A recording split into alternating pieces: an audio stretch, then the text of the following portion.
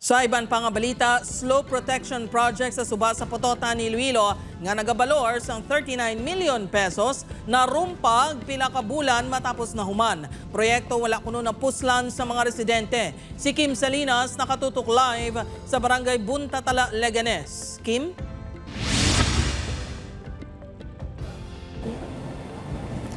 Jert ginabanta 5 lang kabulan nagdugay ang dike antes ini naguba sang 2023. Subong nga 2025 na ang proyekto ang wala sa gihapon makayo.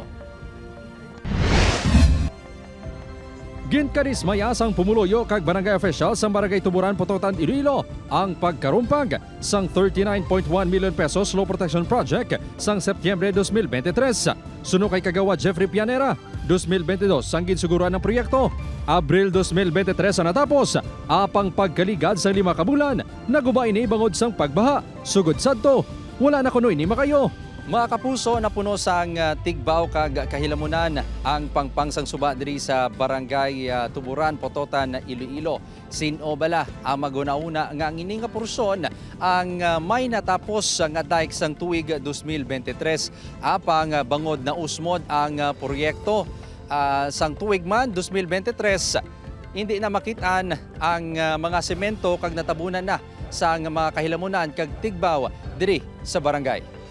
Ang dike ang dako kuntani nga bulig sa paghaganhagan sa baha sa lugar bangod ginakabing ini nga flood prone area. Apang sunod sa mga residente, wala nila napuslan ang proyekto. Pagkaguba kun kapon mga semento do ay nagatraffic daw tama gid ka ang misklada.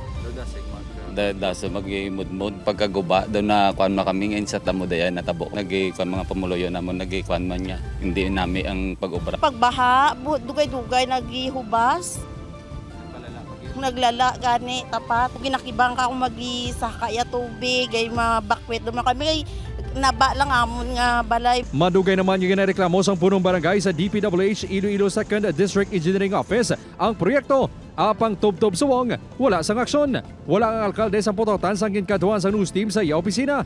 Nagpaiway man nga magpa-interview ang head sang Municipal Engineer's Office sang Banwa.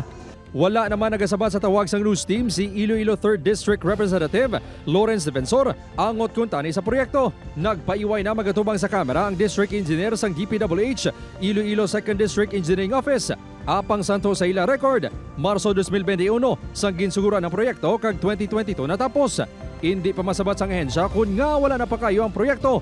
Bangod gina-retrieve pa ang mga dokumento sang proyekto. Ginatinguan pa sa news team nga makuhaan sa pahayag ang kontraktor sang proyekto nga AD Pendon Construction Supply Incorporated.